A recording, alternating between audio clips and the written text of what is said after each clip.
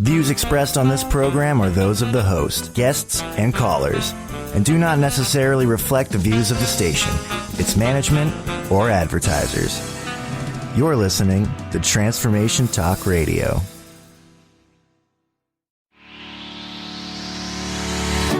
The Coach Peggy Show. All things wellness with Coach Peggy Wilms. How many people in your life have told you you're half of this or half of that? Are you settling? No more.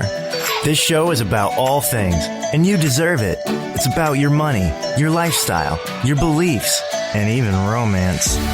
We extinguish excuses and raise the bar to all things possible. It's time to use your ATM. You know, your all things mindset. Welcome to the Coach Peggy Show. Bold, badass, and never half in.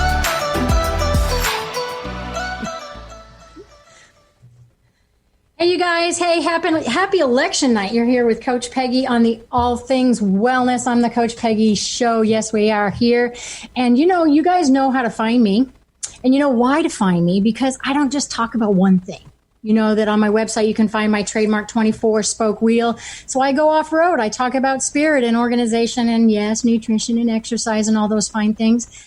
But tonight is so super special, and I don't even know how I found this guy, like the Jesus is. I think they just FedExed him to me. Honestly, I don't have any clue. Let me tell you how I do my Facebook and my Instagram. If you look at my Instagram, the numbers are like, what? Who cares? If you look at my Facebook, they've been kind of going up. I look at everybody's stuff. So if you've got a picture of a profile change and then born in 1978, I don't take you. Because I don't want it. I don't give a crap. I'm not trying to chase numbers. But I do want to hang out with like-minded people. Who are they? They're authors. They're business people. They're moms. I love my moms. I love my coaches and all that. So I think that's how I found Christopher Rausch. Rausch. Hello, people. So tonight's show, it is Happy Election. We're going to also, this is unfiltered. It's like sitting in your living room. You're grabbing your coffee or tequila, whatever the heck is working for you. We're going to go off-road. Sometimes we might forget that you're here. Chris he has his KA mug. If you guys can see him, if you're out walking, you're probably listening to this live on your ears and you can't see his pretty little face. But if you look at us back, scroll through Facebook, any of my radio shows are there and you'll see his lovely face. So let me just talk to you about, first of all, I want to say hi before I say how amazing you are. Hello and welcome. Hi, how are you? What's going on? I'm really good. I'm good. Glad to have you here. Very colorful background, you guys. It's like red, white, and blue. I know. Look at this. It's amazing. It's like, it's just kismet. Don't even quote me that I just said kismet, because when people see me, they're going to be like, oh, that guy said kismet. Oh, my God. The rocker dude said kismet. Wonder if you can spell it. So, yeah, look at our backgrounds. We're like totally, we both have followers outside the U.S., and I want to kind of talk about what you and I are hearing about that. But we are certainly Americans, and united we stand. And, of course, you have a really cool background because you have, like, guitars and everything. So those of you who are walking and talking out there with some dogs and drinking some Starbucks or whatever you are, we are thinking about you and hoping that you're dealing with your anxiety tonight. And we're going to try to have some fun. And hopefully if we've had a tough day ourselves. I saw your walk and talk today. And, before I do your bio real quick, what I want to say to you is we don't have much of a soundboard in our profession. It's like, you kind of have that fine line where you're like, if we're having a bad day, who do you tell? How do you tell them? And yet we want to kind of look like we got our act together, so they come to us. And then we want to speak, but do you speak? And how transparent, not that. So I thought this is so cool that we're together, because we'll probably end up coaching each other without coaching each other. Let's do it. Hey, buddy, look at video 178 of yours. All right, you guys. So I've got to kind of tell you what he's all about. And I know for one thing that he loves more than anything is he loves his little baby boy. And I'm sure we'll be chatting about him. And he loves his wife to death. And you guys, I'm a mother of two men. So I'm a mama too. So I get it. All right, let's talk. Christopher is an unstoppable, no excuses coach. He holds a master's degree in organizational management. What? That's amazing. He's a business owner, a fired up radio host of Raw and Unscripted. It is amazing. Catch it on YouTube. I'm telling you, he's a brother from another mother and another father for me. He's an international keynote speaker and electrifying. He has these principles from life experience that he puts into play, and he is enthralling and exciting to listen to and empowering. And I've been absorbing him like cray. And, buddy, I'm serious. I'm excited to have you here. So I am super excited to be here too. As a matter of fact, I already shared it once, but I wanted to share it again to make sure people got a chance to come check out this discussion. But no, thank you so much for everything. I mean, honestly, I'm just kind of blown over that of your response to my coaching style, I guess, my broadcast style, just my style in general about how I approach life and how I approach personal development, if you will. And I'm just excited to be able to share the conversation with you as well, because it's, as you know, you find spirited people in the conversation, and sometimes you find people who are not so spirited or have different beliefs. But I really am looking forward to this conversation to impact people as much as we can. You know, and what I loved about it is when you look at us, we get to the place at our age, neither one of us are 21. And I would say only in the last 4 or 5 years have I truly embraced the, I'm bolder, not older, kind of thing. Like, I can be who I am. And if you don't like it, leave it. And I don't really care. But, when we're going through those years, and as I said earlier, you were in the corporate America kind of thing. I mean, I was a rule follower. You weren't. Okay. If you guys can see my face. And he has a story and we're going to talk about it. But what I love about where we both are is that some people are going to like us and some aren't. We're not for everybody.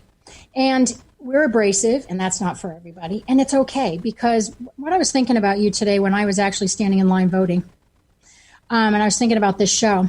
Hey, yeah, I went for the experience, and the Red Sea parted because all of a sudden it was just me in the event center, and I was like, have I got the right day? It was really weird. But what I was thinking about both of us is starting in December of last year, people started, all these coaches started popping up. Dude, you know what I'm talking about? Oh, yeah. Yeah. And there's a life coach and a finance coach and a nutrition coach and a bend over coach and a here's my nose coach. I'm seriously, coaches freaking everywhere. And I started to second guess, why am I special? What am I going to do? Do I do one more magnet, one more? You know what I mean? And so finally, somebody said to me something that's so profound I want to say to you. Somebody said to me, and I'm going to look right at you and say, Chris, you are the brand. You're the brand. Mm-hmm. Because I can have the same content that you have, and both of us stand up and have a little bit of the same audience, different audience, but you're what's infectious to whomever. And I finally embraced that and thought, whoa, I don't have to have a PhD. I don't need any acronyms. I've walked the planet enough. Mm-hmm. What are your thoughts on that as I drink? I know you have your Jack because you went to Costco or something. Of course. Yes. Yep. Gentleman Jack, ladies and gentlemen. So cheers wherever you're at. And we really do hope this discussion illuminates some things for you guys as well. But, honestly, I look at things as degrees and certificates are really great. They show that you've gone through a structured path that has been put together by people who are so-called experts that are designed to make you better. Right. But I sit there and I look at, when people ask me, and I've never had a single person, I don't think, ever asked me about my coaching certification. And I was going to go through ICF. I was going to do all that stuff. And instead, I was like, if we get into the discussion about it, I'm like, you know what? I went to the School of Hard Knocks and I graduated from the College of Adversity. So let me just tell you about 10 minutes of my story, and you let me know if I'm qualified to help you become more confident in your life, right? Or become more unstoppable in your life. And I don't even get to 3 minutes. So where do I sign up? Right. I'm like, okay, ladies and gentlemen, that's what it is. So, yeah, I think people are just trying to find their way, and everybody thinks that they're an expert overnight and they can take a 2-week class oh, wow, I'm a coach now. And the sad thing is I've had people approach me I've had 3 bad experiences with coaches. What can you tell me? And I'm like, you probably had people that had only coached 2 or 3 people or whatever. But what are your thoughts on that?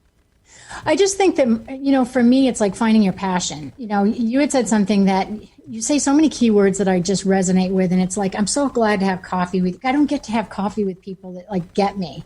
And with things I want to leave a legacy. I have been saying that for decades, where I say, if somebody walks into my office and finds all this content and this passion and purpose that I have put everywhere, and I didn't do something with it, I will look down from the heavens and be furious at myself. And I want a legacy where people read my epitaph. I've heard you say this, where they're saying, did she make a difference in not only her kids' lives, but generations? Did she lead from her heart? That's what I want people to coach about. I don't care if it's this tissue box. Coach what you're passionate about. And that's why it shouldn't matter what my certificate is. I'm not giving people advice bad advice. Because I have some nutrition people that come to me that say, put me on a nutrition plan. I'm not the girl for you right now. Pass that. What do you, I was trying to think, I know we're going to do some Q&As at the end of the show, but I just want to off-road for a second. What's one of the most common questions that pops in your head right now that you get asked? Think of maybe a question that you have to defer or just say like, peace out. I'm not going to answer. Like, that's not my gig. There's actually two. One of them is usually, how do I develop more confidence? And the other one lately is, how do I become more myself? Which is, again, letting go of the mask that we put on every day to go to work or do this or do that. How do I just become more like you? Because you seem really happy. So those are the two major questions that I get. Yeah. Do you find a difference in men and women that approach you with, do they have the same question? How would you handle that if somebody said, is it more male or female that's saying, let me let go of that mask? I mean, what's your experience? It's honestly, it's interesting because I looked at the demographics of my audience and I do it periodically, and it's probably about 70% women, 30% men. And I find that the women are much more receptive and eager to figure out what it is their issues are so they can move on from it. Not to say that there's not my fair share of coaching clients who've approached me and just wanted to find the excuse and the blame secret. Yeah. But yeah, it does seem a little bit different. I think men are opening up to that fact. And I think, personally, and I don't take much credit for it, but the fact that I can be very manly, but yet be very vulnerable with my feelings and talk about my emotions and talk about my weaknesses. I think we're seeing more of that in the media a little bit, hopefully. And the fact that that really, it's not only okay to be you, it is mandatory to be you, because otherwise, whose life are you living? And where are you going to get at the end of the road when you're looking at your hands and they're all old and frail and you're looking at your stories and you're thinking, wow, I'm really regretful of the story of the things I didn't do and the places I didn't, the chances I didn't take. So that's kind of the way I think about it. Yeah.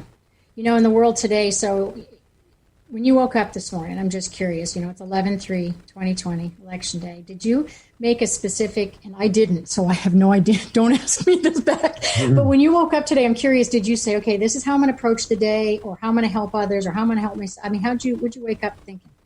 No, great question, Peggy.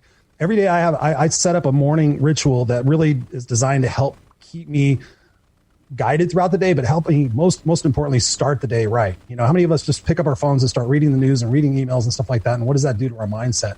And so I read Robin Sharma wrote 5 a.m. something or other. It's up there. It's a yellow or orange book. And he was talking about get up at 5 o'clock in the morning and have a ritual. And my coach actually did the same thing. So I start off first thing before I even open my eyes is I say what I'm grateful for. So I'm grateful for my son in the next room who is healthy and breathing and has a nice place to live. I'm thankful for my wife. And so I go through, probably a minute worth of gratitude. Like, I'm grateful I woke up this morning. I'm grateful for the bed I'm sleeping. I'm grateful the heater's working. So I do that. And then I say what my intentions are for the day. And usually there's about 5 of them. One of them is to be present and playful with my son. The other one is to help the world, to be a better impact in the world and make it a better place for who I was and what I did for that day. To be a better human being, to be healthy and good to myself, to love myself. And so that's how I start my day every day. When I woke up this morning, honestly, I felt a heaviness, but I also felt a sense of hope. Like, okay, I'm getting sucked into all the negativity, but realistically, we saw, the riots that were going on and all the collective souls and the different ethnicities that came out in the religious beliefs, and everybody came out and bonded over that. And you saw that. I woke up this morning, I'm like, you know what? Just because the media is saying that it's going to be this or that, I'm going to choose light. I'm going to choose love. I'm going to choose that. I think that 80% of the world is really super cool and 20% are kind of screwed up and we need to help them. But that perhaps this is all going to be for naught and it's all going to work out and it's going to be good and we're all going to learn a lesson. But that was my focus. And also, to be honest, was just to be there as much as I can for everybody else, because I know a lot of people are hurting. I had 2 great conversations last night with people in my coaching group who are, just literally scared to death of what's going on. So I'm just trying to be there for everybody else as I possibly can be, while also taking time for myself. Who's there for you? My dog. No, who's there for me? Oh, geez, everybody's there for me. I have an amazing support team. My followers, I don't even hate to call them that, my fans, my family, my crew, anybody who follows my content, they're amazing. They're for me. Of course, my wife, my mother-in-law, who's stuck here from Chicago since COVID started. I have amazing coaches and mentors. Music is there for me. That's an odd one to say, I know, but I go to music. It's not. No, that's great. Journal. And also I look at when I go through those situations where we want somebody there for us, and I really examine what is it that I'm going through and how can I learn from this and what am I supposed to learn from this and how can I help other people go through it too. So I almost look at it in a sadistic way that, okay, I know I'm going through this, but I'm going to figure it out and I'm going to help other people with it. Yeah. So how long has it taken you to get to kind of this place where you've got this, you've got your intentions, your ritual, and you've got your team behind you, and you're willing to open up and get help? I mean, I know it's a process, right? We're all in a process every single day. Next year, you'll be better than you are right now when we're talking. But was it this gradual process of add-on, anchored, Lego type things going along? What was that process for you? Yeah, it really was. And that's a great question, Peggy. And I want to hear the same answer for you because it has been a process. I mean, I told somebody this the other day that I was so interested in making people happy and having the right identity for everyone, like make everybody happy, save the world, do all this stuff, that I had 2 different Facebook profiles for a couple of years. Because when I would swear on my one Facebook profile, people were like, oh, Chris, you don't need to swear, you're so smart and blah, blah, blah. And I'm like, all right. And but I swear, I actually, and I don't do it maliciously. I'm a really smart guy, but this is the way I talk. I use it for emphasis. It's passion. It's just how I talk. It's no big deal. If it's for you, great. If it's not, no worries. And so then I set up a second Facebook profile and I started doing a test. I wanted to see, okay, which one's going to be more popular. Over 2 years, it was about the same. And then I got smart and I was like, tired of being conflicted. And I got in a mastermind group with a bunch of intelligent people. And they're like, why are you trying to be 2 different people? Why are you trying to do that? I'm like, well, I don't want to offend people. I want to be a little rough and a little aggressive and things of that nature, but I also want to be soft. And they're like, well, just be you. And so through that process, it's really been interesting, but I've always felt that there was something that was missing, and that was an incongruency in telling people to go follow their dreams, but myself was staying comfortably miserable in a corporate job.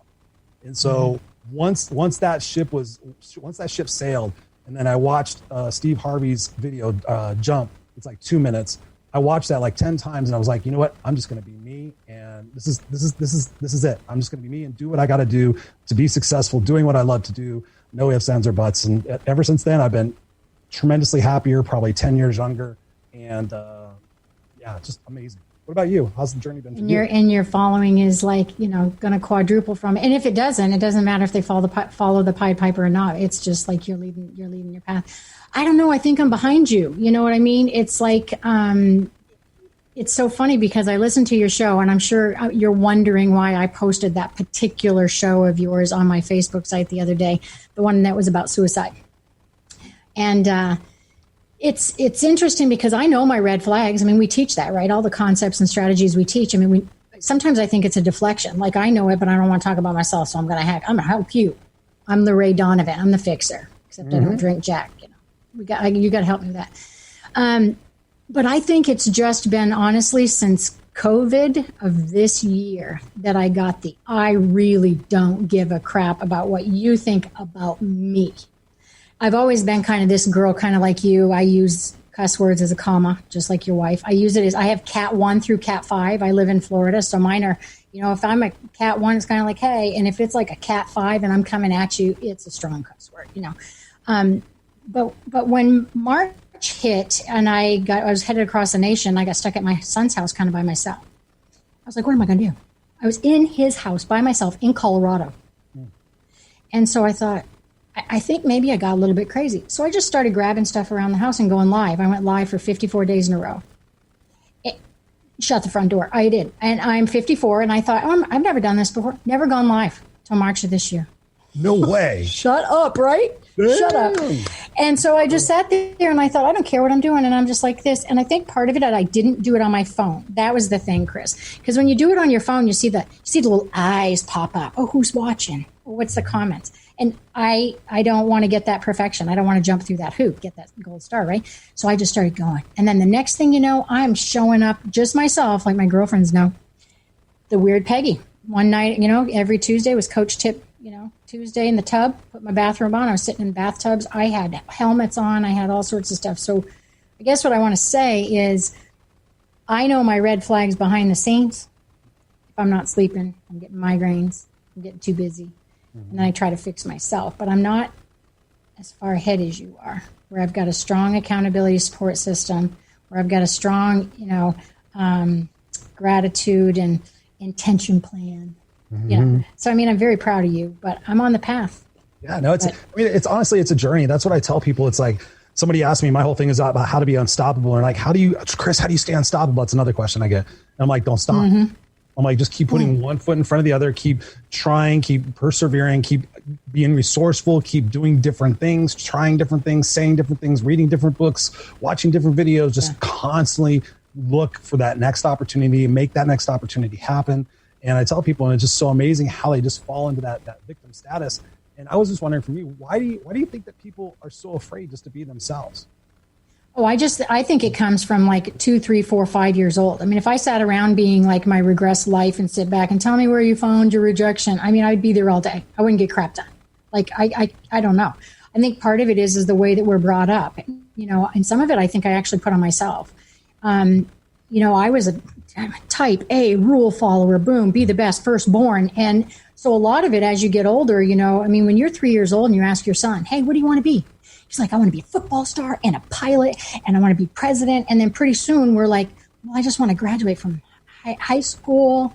And, that just gets worse and worse and worse. And I think part of this comes from, 0 to 5 years old. You either did a few jumps in the house and took a step forward to saying you wanted to do something. Your parents went, yeah. Or they went, oh, well, why would you want to do that? I mean, we're all the, what do we want to say, like the outcome of what our parents did or didn't do. And you and I are both parents. So our kids are going to be messed up in one way or the other. But I think people are just afraid because they don't want to fail. And that's what they have to do is hurry up and fail. Hurry up so you can figure it out and course correct and let's go. I mean, I know there's not any right answer, but that's what came to mind. So cheers. It's interesting you say that. On that same thing, I have said it so many times that usually when I start coaching somebody, I'm like, tell me about your childhood.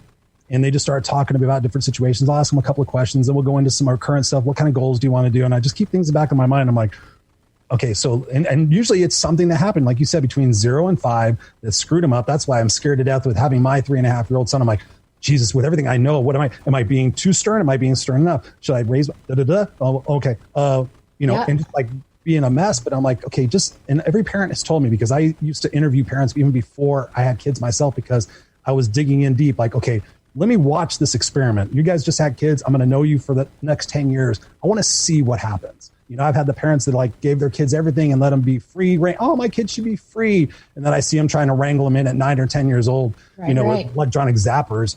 Right. And I've seen people who've been super stern and the kids grow up really smart, but they have no social skills. So it's crazy, but it's a journey that we have to all be on. But I love talking about it. It really is. It's funny that you say that, because you're damned if you do, damned if you don't. And it's one of the things I wanted to chat about when we come back from break is the good old self-help books and DVDs and CDs. I'll date us here. Do you still have an iPod? Do you still have an MP3 player? Actually, shut up. Are you going to get it? Oh my gosh, you guys, if you can't see him, he's like reaching into a drawer, and he certainly does. I was listening to you the other day. I'm writing a book and I'm actually using the music on this iPod, which is a special playlist. I am loving it. I forgot about. I'm using this playlist, this iPod with my Bose speakers or my Bose headphones to write a book. Oh, shut up. I have a cassette player. You want to see that? I have a phonograph too. I don't have an 8-track. I'm not that cool. That is really cool. Yeah, I had an 8-track once of Donna Summer. I wonder where that is. That's pretty sad, actually. Smithsonian. But, yeah, it is. All right, you guys, we're going to go ahead and take a quick break. When we come back, we're going to do a lightning round, which is completely unrehearsed. I'm just going to ask him some random questions, and I'm sure he's going to ask me, but I don't know. And then stay tuned, because at the very end of the show, like we always do, we're going to do fad or for real. So I told Chris I want him to participate with me. And you know what I do? Sometimes I talk about a diet or a product, or we don't really know what we're going to do. And then we'll talk about some of our favorite questions. So come right back to the Coach Peggy Show. I can't wait to see you soon. Bye.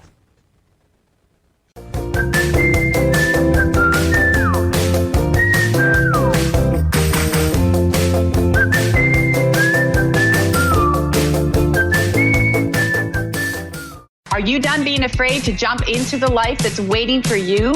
Are you ready for a real shift? I invite you to tune in every Tuesday with me, Tracy L., on the Tracy L. Clark Show, where we will teach you how to live your extraordinary life. At 8 a.m. Pacific on Transformation Talk Radio, where I will provide the tools and the steps needed to help you transcend perceived limitations and move forward with an extraordinary life. For more information, visit me at tracylclark.com. Marriage is not always easy, but skills that improve communication go a long way.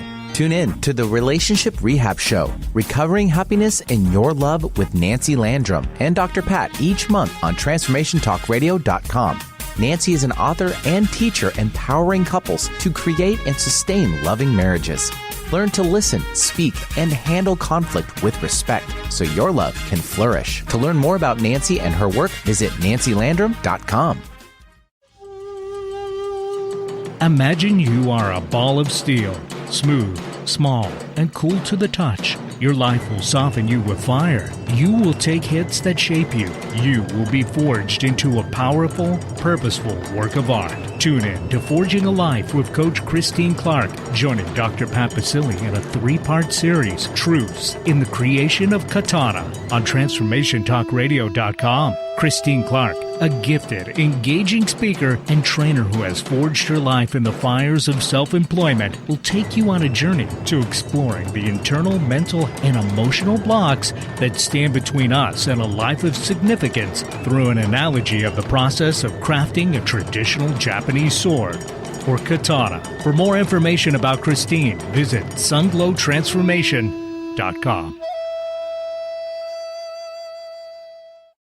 If you've ever had a broken heart, you know how painful that can be and how long it can sometimes take to heal it. I'm Megan Edge, author of The Heart's Journey, Healing Hearts, Oracle Cards, and Guidebook, published with Balboa Press and Hay House. In The Heart's Journey, I share with you my own heartbreak and how I healed it through the beautiful hearts that found me in nature. From taking photographs of these hearts for myself, I've created this beautiful toolkit, which includes the guidebook, which has my story, how to work with oracle cards as a healing tool, and the story of each of these hearts as they cross my path. I've also created a beautiful journal. There's a pen, a bookmark, and of course, the 42 Healing Hearts Oracle cards. You can order The Heart's Journey, Healing Hearts Oracle Cards, and Guidebook through my website, meganedge.ca, through Balboa Press, Amazon, and many other places online or your local shops. I look forward to hearing about your heart's healing.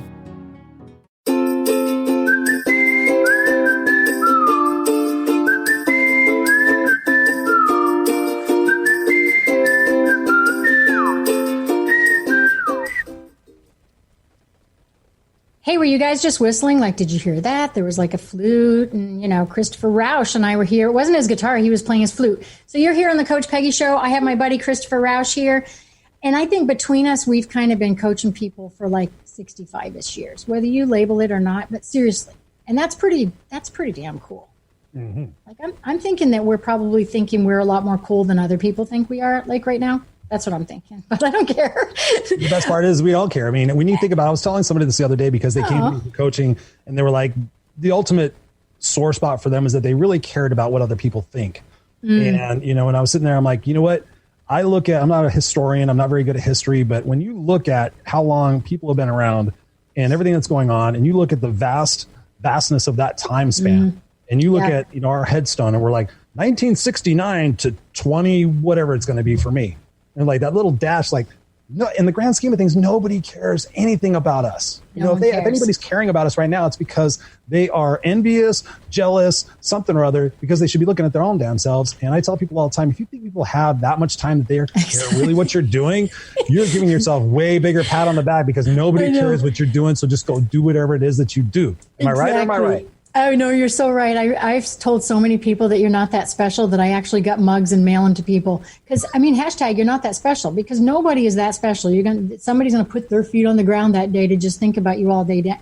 You're on the next scroll, button. We are just, not that big of a deal. Mm-hmm. But for those people who, before we do the lightning round, I just want to ask you, like, what would be your action item if someone says, "Oh my gosh, I'm a perfectionist and I don't want to take risks." You're like, "Peggy, we don't have all day." No, like, what would you say? You're asking the guy that was a perfectionist. Okay, so let me mirror. Okay, so I just sat down in front of you and I'm like, "Chris, I'm really struggling. I really want to keep going in this profession, but I'm having a hard time breaking through because, like, I'm such a perfectionist." So how did you do it? I would first ask you, do you really want to do it on a scale of 1 to 10? How bad do you want to do it? Good. That's really good. Yeah. How do you want to do it? Let's identify the word. I really want it. What's really want? Yeah. Is that a 9 or a 10? Is that blood, sweat, and tears? Or is that, that's because my dad said I should? Let's first define that part. Yeah. Yeah, who are you doing it for? Well, yeah, one thing that drives me crazy too, and then I swear we'll get to the lightning round. One thing that drives me crazy in all those coaching books and self-help books is when they say, what's your why? And I know we both said it, right? What's your why? It's that peel back the onion. What's the deeper root? And I get it, but some people don't get that for like 5 years. So for this perfectionist person that you just said, what's your scale of 0 to 10? Who are you doing it for? I'm in front of you in a seminar. I'm totally making this up. I got a red dress on with fur around my neck. No, I'm sitting in the front, and some heels. I'm sitting in the front, and I'm just like, and how are you going to get me deeper and deeper and pull that out of me and get some emotion out of me to say, do you really want to do this? Is this what you really want? Like Tony Robbins me. So I've got the red dress in my head, and I'm on stage, and I'm looking down, and I'm like, damn, don't think that, Chris. Don't think that, Chris. Don't. I know. And she paid to be here. She got the good seats. Yeah. How would you? Honestly, it's funny you mentioned the why, because one of the things I've simplified, and sometimes people give me grief about it, but I really don't care. Like Simon Sinek, if anybody knows who Simon Sinek is, he wrote the book, it's about the why. And for me, one of the things that broke me through my complacency and my laziness was like, Chris, what is your why? When I go back to when I wrote my eulogy back in 2008, I was at a funeral for a coworker, and I sat at the back of the church, and I was like, watching all these people just getting up and eulogizing this person that I knew. I didn't know her very well, but I knew her enough that I cared about to go to the funeral. Right. And I'm watching everybody up there, and I see my buddy Dave Riley get up there in his pink suit and just blabbering and I'm like, wow. Okay, let's play a game, Chris. And I'm watching the funeral, and I'm like, let's play a little game in your mind. If you died tomorrow, who would show up and what would they say?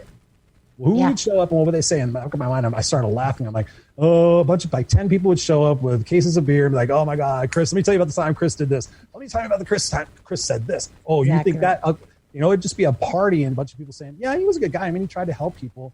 And I sat in traffic all the way home from that. And I'm like, you know what?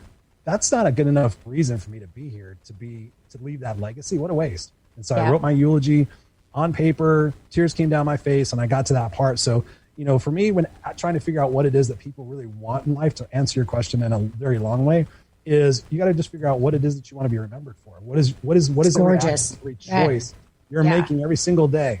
I'm leading a group coaching program right now with my buddy, and that's one of the first things we had him do is write your eulogy. It's like, that's your guidepost. So, okay, I'm feeling this, Chris. I'm like, okay, let's go back to your eulogy. What's your legacy say? Does your legacy say that you're going to be a reactionary person, or does it say you're a loving, caring person for humanity? You've already illustrated what it is you want to do. So now you have to continue to make those choices and those actions that are going to support that and not be lazy, not, it's too hard. Yeah, everything in life is hard, but guess what? It's usually worth it too. That's why there is easy and hard. But so I draw that out of them, and I just figure out what's important, strip away all the excuses and all the BS, why they're saying they can't do it.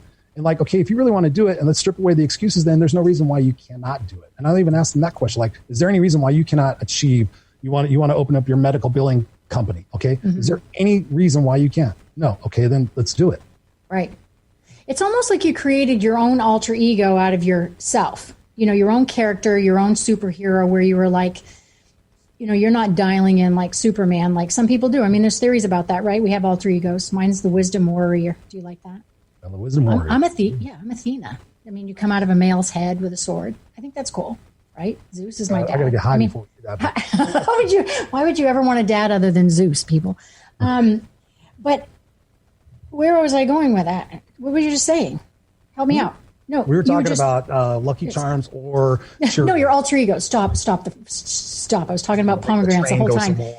So, but what's interesting is that you're waking up in the morning to try to definitely be that self that you want to be, that where a lot of people believe the theory that you can sometimes, Beyonce has an alter ego, Eminem has one. And so they have to step into that attitude, that BA, to get the job done, to get out on stage or whatever. But you're stepping into your epitaph, man. Mm-hmm. How cool is that? That's a totally cool T-shirt for us. Mm-hmm. Your epitaph. Stepping into your epitaph. A whole new course.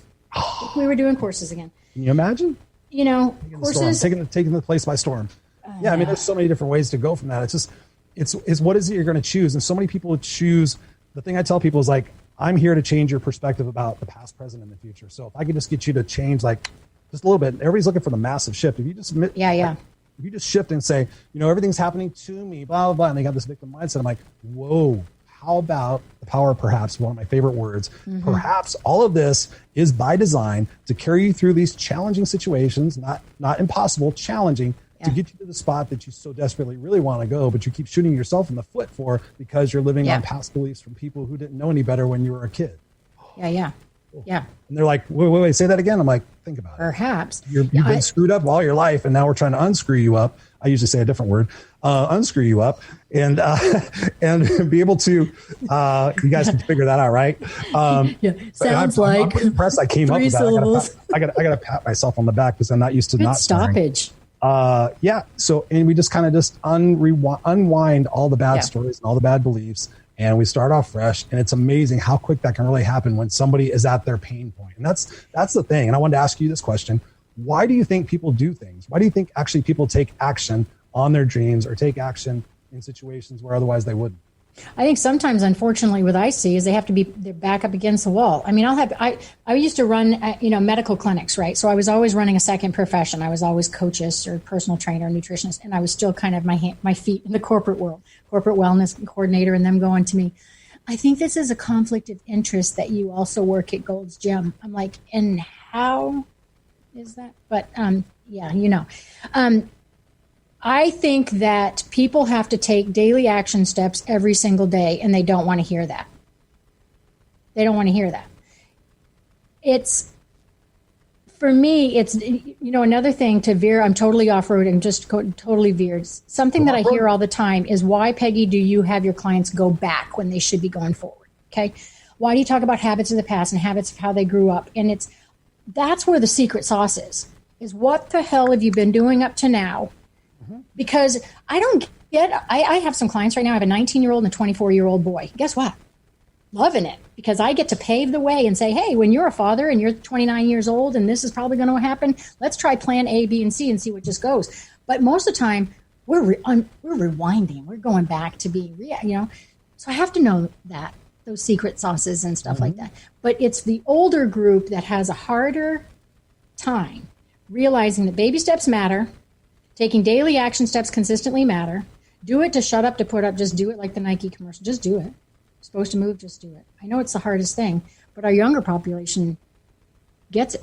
Younger population, when you say do it, they get it. Versus the older people, listen to me. People my age. Old people, we complain about the millennials, and I know I didn't even really answer your question, but I can tell you one thing right now with the millennials I'm getting sick and tired of hearing, because I've got a millennial and like a pre or post-ish, whatever we want to call him. I can't keep up, good God.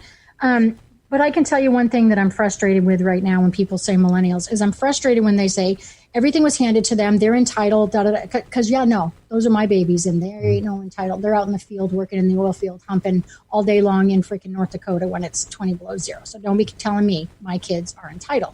But the thing I can tell you right now that makes me so angry is they say, well, they want instant gratification. They are not going to do anything without instant gratification. I'll give you that for a certain percent. But so do we. So do my 30, 40, and 50-year-old, 60-year-old clients who won't do anything unless it's right, and especially the mindset. My phone is slow. It's going to outer space and back. Give it a second. Exactly. Yeah. Or they won't, or like, I see you out walking and talking and, doing your coachable moments and stuff like that. And that's a daily action step. You don't want to go sometimes on Tuesday, but you go. And why do you go? Your why is to often go because you need to go for you. And the coachable moments are in that time where you're being transparent and saying, hey, I'm showing up. Where are you? Oh, you're listening. Okay, cool. Then I'm speaking to you if you're still listening. But I think the reason that people won't take steps is they know that they're going to have to do it for a long period of time. They know it's hard. Have you ever had people say to you, don't say hard? Don't tell your clients it's hard. Have you ever had people say that? It's interesting you say that. I'm very particular about words, and as my coaching has grown and become better, I focus on words and that definition of words and definition of phrases. So I say challenging, because when I think of something being challenging, if you go through a challenge, do you grow? Yes. If something's hard, then it's like, oh, that's hard. Math was hard. I don't want to do math. But if it's something that's challenging and it's going to make you grow, then I change that perspective. It's like, Okay, you get through a challenge. Do you feel rewarded when you do it? Yes. Okay, then how can we look at this as a challenge that you could feel rewarded that you get through?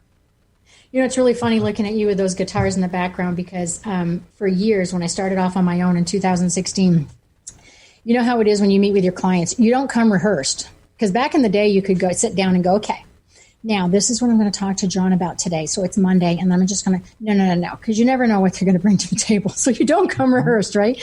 But what's really funny is I ask them 2 questions when we first sit down. What rocked since the last time we met? And I'm looking at your guitars and I'm like, oh, that's so cool. I say that. So what rocked this last week or whenever we last met? Tell me some of the good. And then what areas of improvement, if you had a magic wand and could go back, rather than saying, you know, what did you do or not do this week on your commitments or whatever. But how do you approach that with the people that you meet with saying to you, hey, I really nailed this, but I could do this? How do you start that conversation with them? You know, that's another great question, Peggy. This is. I'm on a roll, aren't I, big guy? This is something I was going to bring up for us to discuss because it's a common thing that I find aspects of personal development, and I find aspects. I'm going to spend a little time on this because I know there's nuances, and I know everything we've said has been said 1,000 times before. I know I'm mentoring a guy. I know a guy. I shouldn't say I'm mentoring him. That would be a bad statement. I know a guy who's 25 years old who is amazing, and he goes back and he reads and listens to all the old stuff. He's like, oh, wasn't that Earl Nightingale?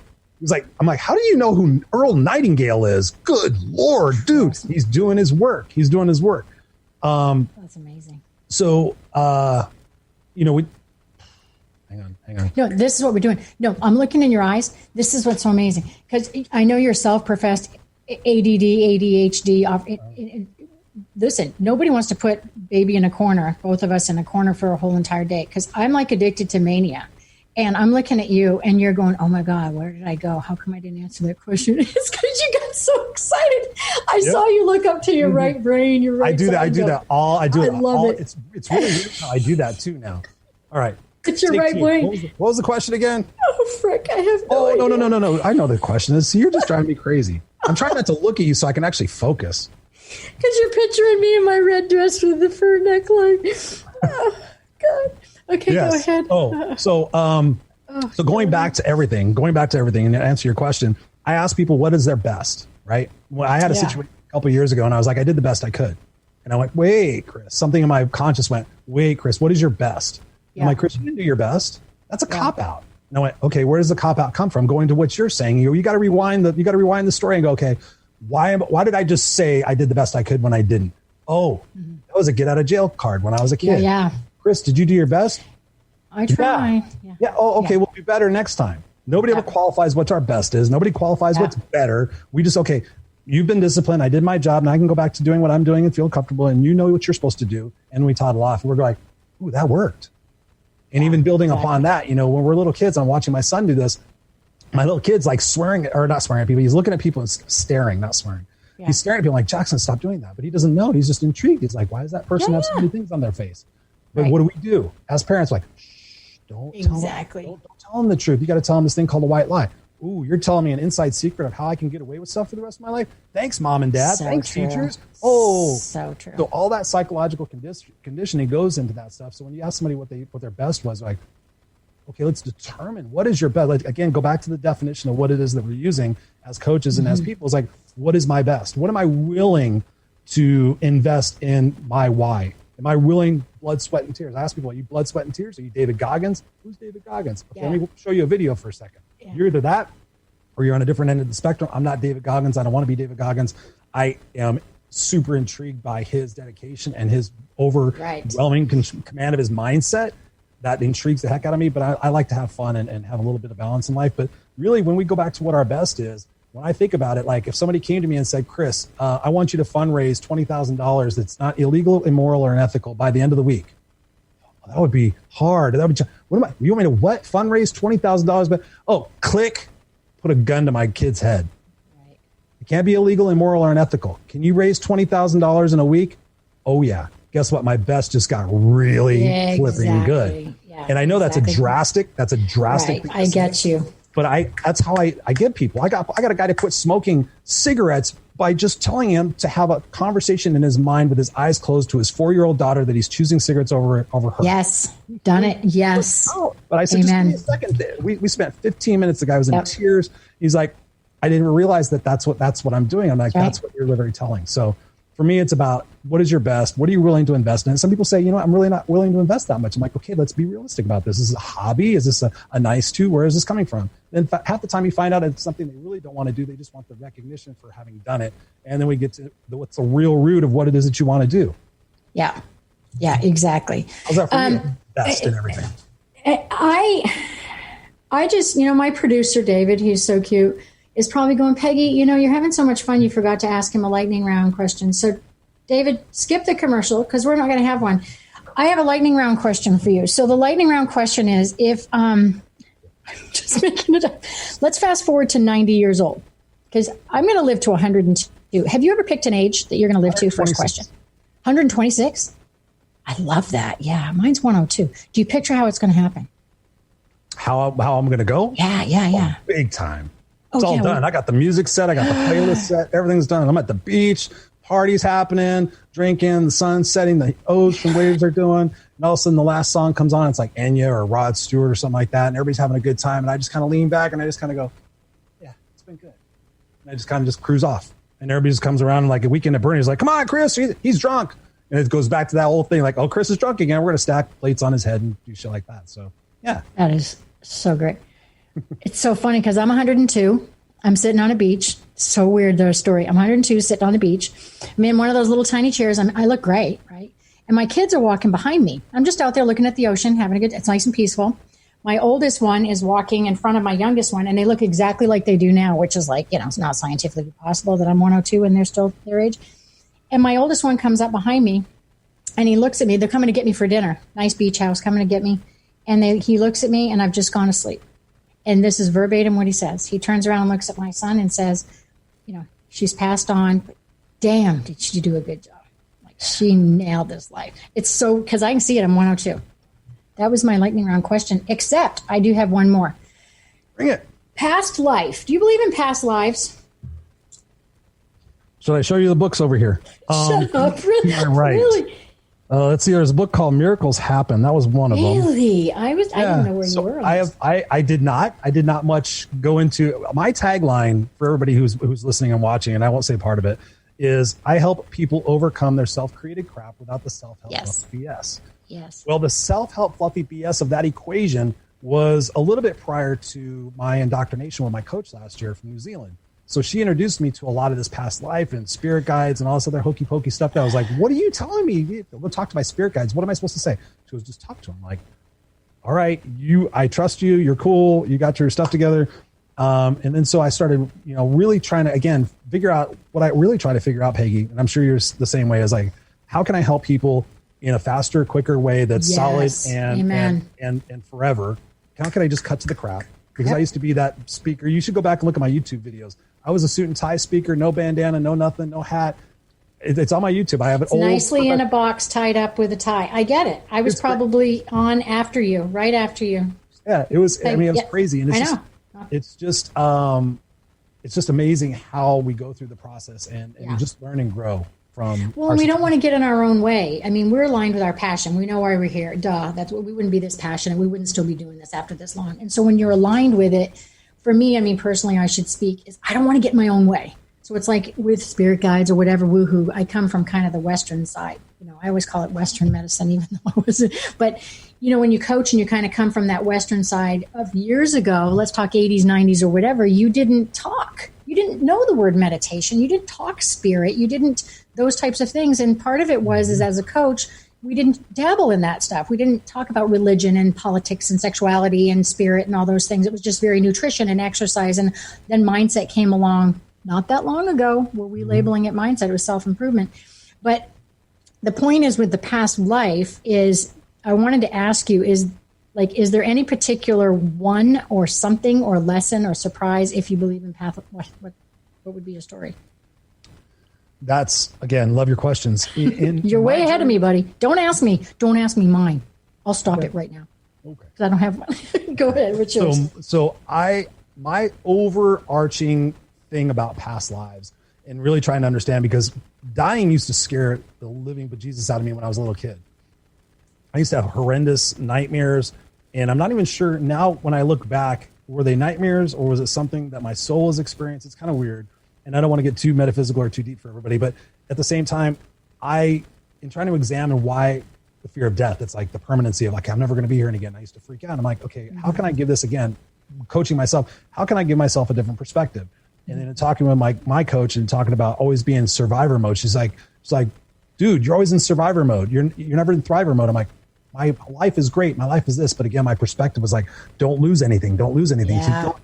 Keep going. Don't rest. Do not rest. We do not rest. We keep going. We keep accomplishing, because accomplishing is validation, and a validation feels good. So let's keep doing that. So she got me out of that. And by introducing me, like, she goes, okay, really, you're, and Dr. Wayne Dyer used to say this beautifully. He's like, you're a soul having a human existence. And I used to understand, I'm like, what does that mean? What does that mean? And then somebody turned me on to Michael Singer, and I read The Untethered Soul. Is that the first one? Surrender Experiment, Untethered. The Untethered Soul, which is the first one. And I read that. And I normally would not read a book like that. And I read it, and I was just mesmerized. I'm like, okay, I'm not this voice. I'm this, okay? So if I'm here as a soul that's having multiple human journeys to learn things, then my perspective is that while I'm here learning these things, I want to learn them faster. So I tell people, run towards the things that are uncomfortable. Good point. My thing with past lives is that we keep coming back. We keep coming back to a lot of the same characters in our life that we may be male or female or brother or sister or mom and dad. I've done that research. It's like, do you realize that's why we're all attracted to each other? Because we're all trying to find those people in our life that we're supposed to be joined with, that we're supposed to continue learning from. Yeah. So it's actually exciting to me now to think about that. So I'm not afraid of dying necessarily. I'm afraid of leaving my son before it's too early. I want to be around to be a grandfather to him. That's my goal. Yeah. For that, I'm good. I want to make sure he has a grandpa, because right now he doesn't have a grandpa. Both of his grandpas have passed away. So I'm like, what a great thing to be a dad who didn't know my dad, who never had a dad, and then to be a grandpa for the grandpa that he never had. It's kind of weird. But so the soul experience, you have to look at it as like, and I tell people this, and I'm not by any means a doctor or a suicide counselor or anything, but I'm like, the things that you're facing right in this moment that are causing you want to give up, they're going to be there. They're going to be there. Whether you're successful or not, they're going to be there. And in the next period, whatever you come back as, those experiences and those lessons you need to learn are still going to be Right. So let's face them right now. What about you? And I know you said not to ask you, but you must have an opinion about something. Come on. What were you before? No, I've actually, it's so funny. Then we're going to have to figure out how to find you. I'll just tell you two quick stories that will just, I'll actually tell you one. So one of my vivid dreams that have happened over and over again, and I've never had anybody tell me this. I've never said this to many people, but I'm standing on a plantation. I'm a white person on a plantation, female in a yellow, huge bouffante type dress. And I'm married to the guy that's like a really big wig in this southern U.S. town. And I come out, so obviously it's hundreds of years ago, and there are slaves in the backyard, and they're picking cotton. And I am standing there, and I look over my road, and when I'm talking repetitive, over and over, I've had this dream in my life. And I look over my shoulder to make sure my husband's not coming, and I look out, and I say, run. And I tell all of them in the field, go. And I can picture in my head, Underground Railroad, like, get out now. And I just let them all go. Ooh. So I don't know. That's pretty vivid, isn't it? Yellow dress now instead of a red one. There's something to it.